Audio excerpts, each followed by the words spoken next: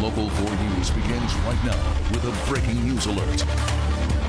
We do have breaking news from Detroit's west side, where a dead body has been found along the side of the freeway. Very troubling discovery as we begin our news at noon with this breaking story. Right now, police are searching the area of I-94 in Central, trying to figure out what may have happened here. Local 4 Steve Garagiola following the investigation. And Steve, what have you learned so far? Well, Rhonda, not much. It's an active scene. We are very early on. I'm going to step out of the side here. Sonny Shields, give the folks a look at this situation. This is the westbound side of I-94. That's the Lanyo exit right there. This is the eastbound side. This is where the activity is. You can see a fairly large group of investigators up on the berm.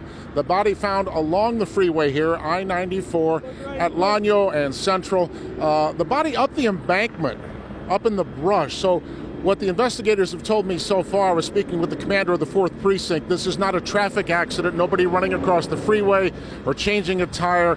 The body of an elderly man discovered up the berm in the brush. That's really all they know. The commander said the detectives have just arrived on the scene, so they are investigating right now to try to determine what has happened, talk to people in the area. Both east and westbound I-94 are open, but as you can no doubt see, traffic very slow. With all the flashing lights, that brings people to a stop. So what we know really is very little at this point. An elderly man, deceased, the body on the berm up here on the eastbound side of I-94 at Lanyo. We will continue to gather information through this afternoon. Reporting live on the west side, I'm Steve Garagiola, Local 4. Steve, do we know who made this discovery? Was it a driver or someone that was in the area? It was apparently somebody who was in the area this morning, just walking in the area, and discovered the body and made the call to 911, and that was a couple, maybe several hours ago now. All right, Steve. Well, thank you. And we will, of course, continue to keep you updated as the story develops throughout the afternoon at clickondetroit.com. Switching gears, Brandon joins me now. And boy, I think we're still just kind of remembering what a gorgeous weekend we had. It was a big bonus weekend. We strung together 3 beautiful days. We could steal the weather headlines. You know, with beautiful weekend weather or rain, it's just been the topic of conversation. Unfortunately, the rain that is coming in at times will be increasing. It'll make for a nasty evening commute, but we are starting to see some of these showers coming in. Lenawee County up into very extreme western Washtenaw and Livingston County. These areas have been trending with rain showers the last couple of hours, but western lower Michigan today and tomorrow, we're talking 3, 4, maybe even 5 inches of rain in some spots. So we're thinking about our friends and family out west. We are watching some of these showers south of us that are going to be filling in, and through the afternoon, some bouts of heavy rain, some hydroplaning out there on the roads. Watch out for that. We have temperatures mainly in the low and middle 60s right now, which haven't moved at all since this morning. The winds will be picking up. They're not too bad right now, but as that rain gets going, these southeast winds 10 to 20 miles an hour. And again, temperatures really going the wrong way. With the rain cooled air, it makes sense. Through the afternoon and evening, the rain is heaviest, but it continues in the 7-day we'll talk about coming up. Your 4-zone weather is available right there for you. You can find your 7-day, find your zone on Click on Detroit. All right, Brandon, thank you. Developing right now in Detroit's west side, investigators are working to determine what led to a crash that hospitalized 3 teenagers and an off-duty police officer. Witnesses are telling us that the police officer off-duty at the time was at fault and that the accident happened when the officer, who was driving a red Charger, tried to make an illegal left turn to go on northbound Woodward Avenue. And that's when that driver hit the white Durango with the teens inside. The condition of those teens is not known at this time. New at noon. First Lady Melania Trump and Secretary of Education Betsy DeVos are in Metro Detroit today. The two are visiting Orchard Lake Middle School students in West Bloomfield, where they'll spend time with a 6th grade classroom, kicking off the First Lady's Week of Inclusion as part of the National Bullying Prevention Month. In addition to visiting the classroom, the First Lady will also visit with 7th and 8th grade students in the school's cafeteria. There, she'll talk about the No One Eats Alone Day, which encourages kids to engage in simple acts of kindness. Also here at noon, a Dearborn police officer begins his criminal trial after allegedly groping a woman during a traffic stop. Officer Justin Smith is charged with second-degree criminal sexual conduct. Today, prosecutors called the alleged victim to the stand, who told the court that Smith had become inappropriate with her years before the day of the traffic stop. Well, he came in drunk with another friend of his. They were not in uniform. And he was telling me that the bathroom light was flickering. So I went to check in the bathroom, and he followed me. And we went in there, and he rubbed up on me, and he tried to kiss me. And I was like, no. She's describing an incident that happened where she worked at a local bar. Smith has been suspended from the Dearborn Police Department without pay for the duration of the court proceedings. If found guilty, Smith could face up to 15 years in prison. Bo Bergdahl, who last week pleaded guilty to desertion and misbehavior before the enemy, was set to be sentenced today, but the hearing will now be moved to Wednesday. He walked away from his post in Afghanistan back in 2009 and was captured by the Taliban, spending nearly 5 years captive until a U.S. prisoner exchange in 2014.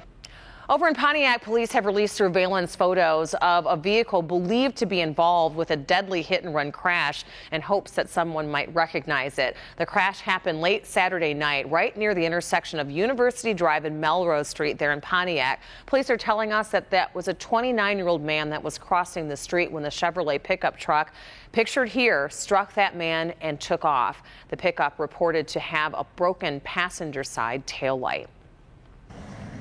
A man and woman caught in the crossfire and struck by bullets in the downtown area over the weekend. Police say a fight broke out early Sunday near Beaubien and Congress, and the 42-year-old man was shot in the stomach while a 48-year-old woman suffered graze wounds. Neither involved in that altercation.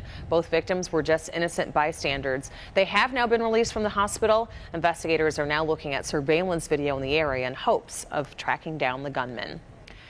The city council in Flint wants more time to make a decision about the drinking water source for the city moving forward. A federal judge set a deadline for Flint for today. The Flint City Council to choose a long-term water source for the city. The crisis involved lead in Flint's water supply that began back in 2014 when the city temporarily switched to the Flint water source from Detroit.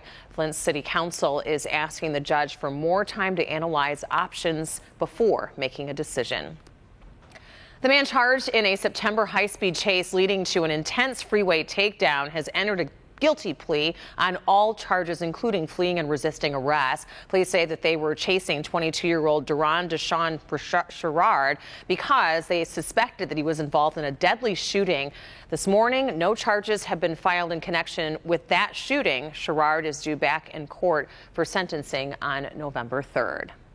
The owner of a Farmington Hills kennel accused of operating as a puppy mill appears in court facing criminal charges. Today is the pretrial hearing for the kennel's owner, Mary Gabriel, who is charged with 4 counts of animal neglect.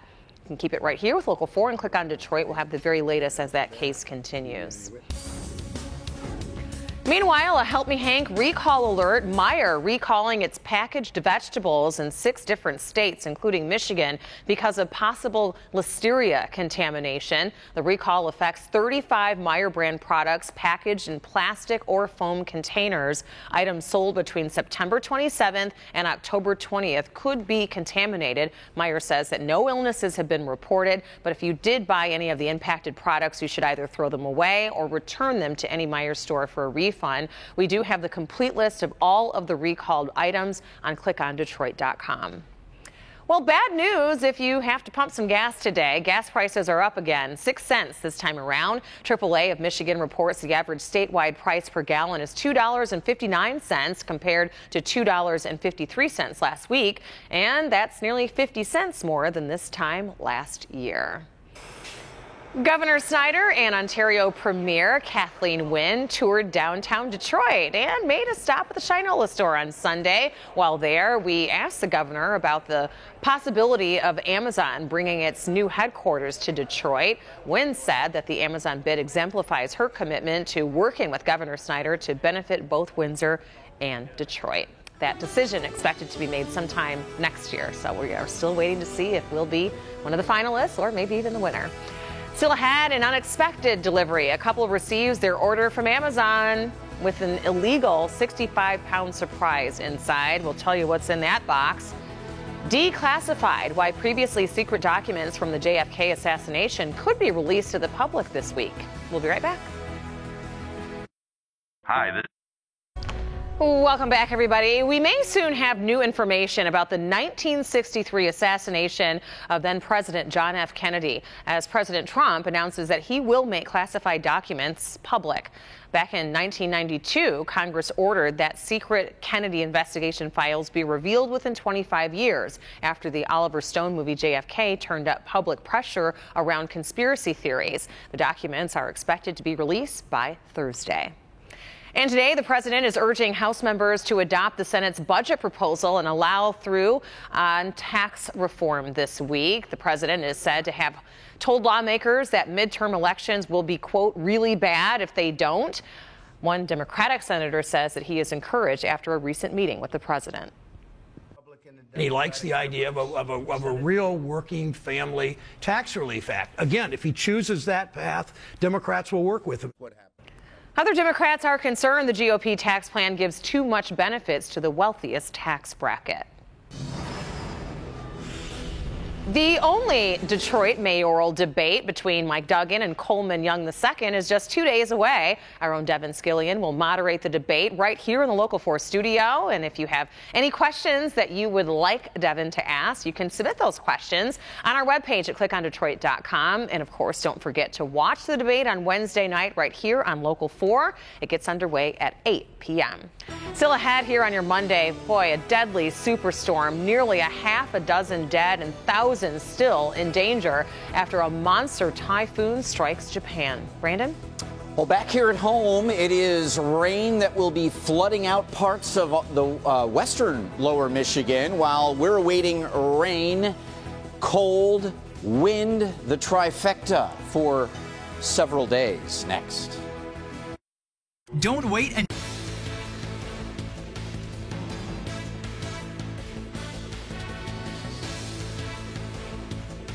Recent report.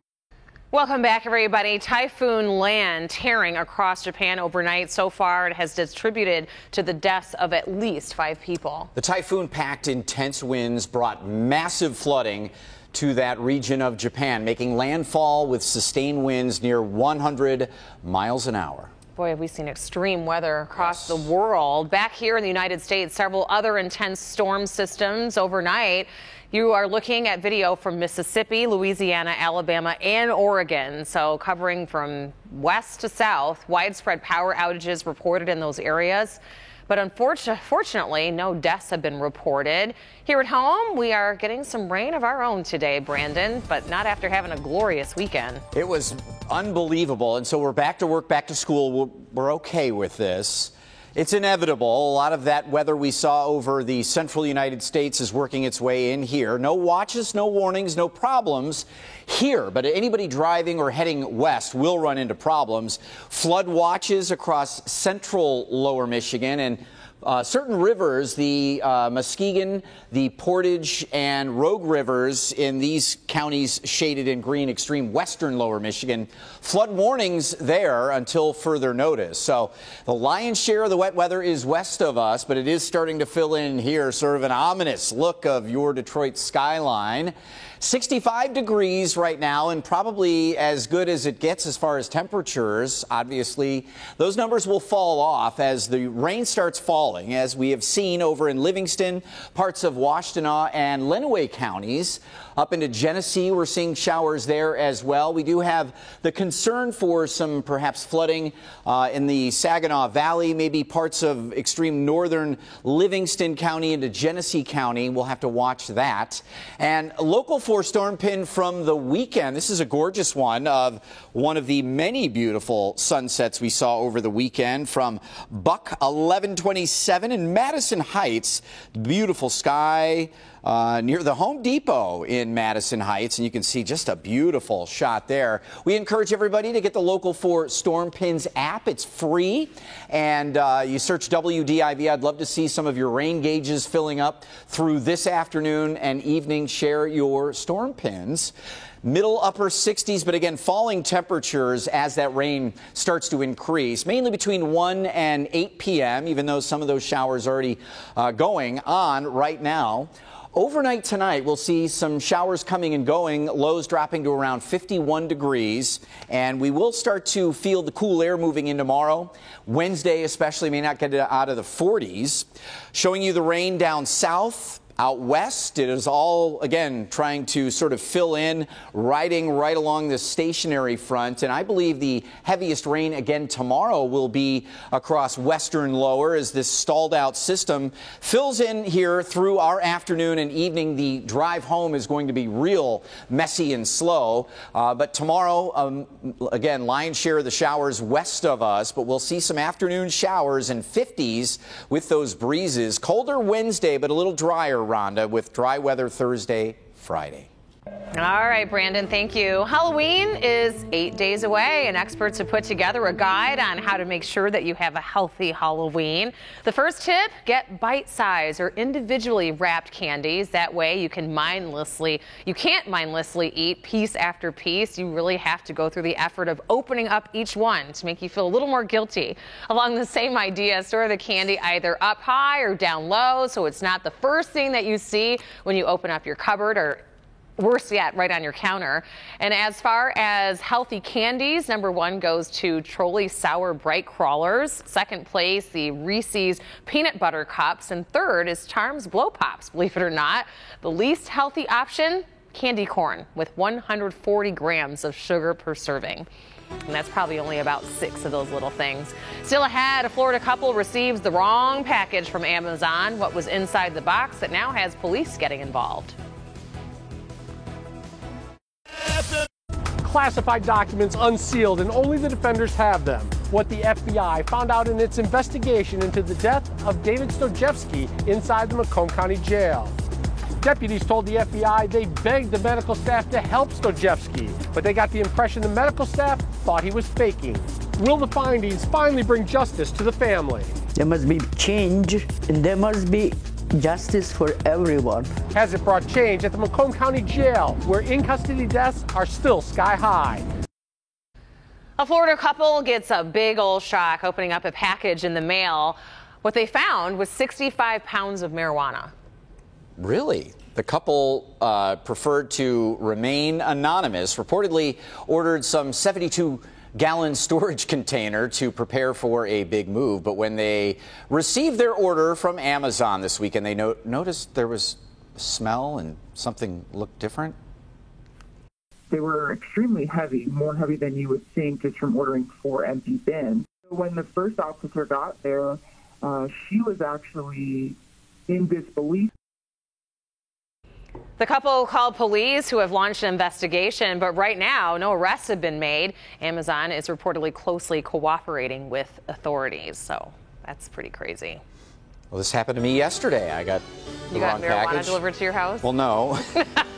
Just the wrong package. Wrong package, and I delivered it to the right people. Well, that was nice of you. Have a good day, everybody.